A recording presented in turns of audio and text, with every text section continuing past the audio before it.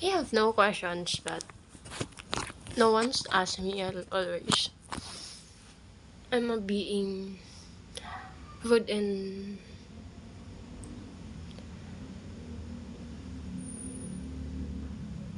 attitude girl. But doesn't mean hindi ako nasasaktan. Doesn't mean wala akong paka sa mundo. Doesn't mean selfish ako. I'm just want to express my feelings without feelings.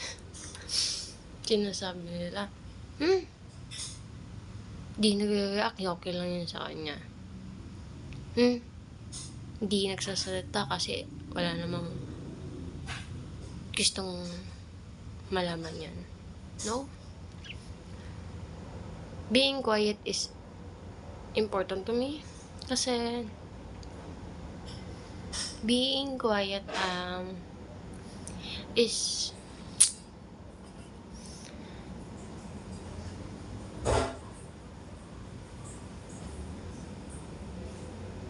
peace to me, giving me a relaxation of mind. I don't want to think, elaborate, or deeply. Kasi I have so many stress past few days. And I just want to kangatin mo yung mukha ko, haggard na naman eh. Tapos yung camera ko, ayun. Damay din yung camera ko sa pagiging haggard niya. Haggard ako. Past few, not past few days, past few months. I have something to tell you in my life.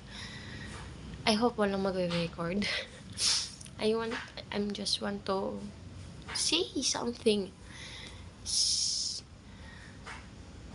na hindi nila i-screenshot, hindi nila i-video para mag-trending. Ayoko. Hindi ko gugustuhin mag-trending yung at pagpiyasahan ako ng tao because of who I am and what is my sick. Different sick. Sinasabi nila normal lang sakit. It depends. Yeah. It depends.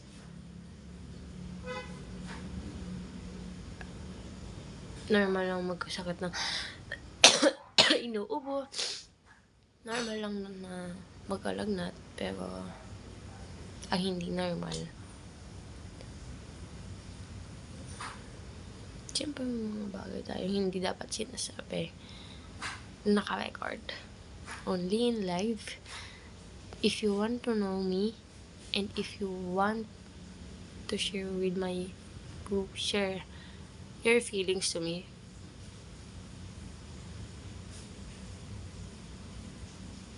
here in a comment, I will put my TikTok account or kaya I will put in the description box.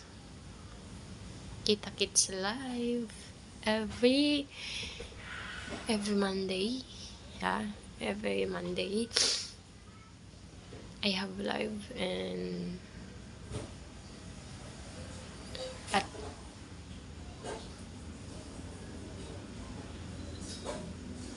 8 to 9. Tapos I will continue 2 to 3. Okay, that's my life. Annyeong. Bye. Don't forget to subscribe and follow. Don't forget to share, subscribe, and hit the notification bell para ma-update ka sa aking susunod na podcast. Bye.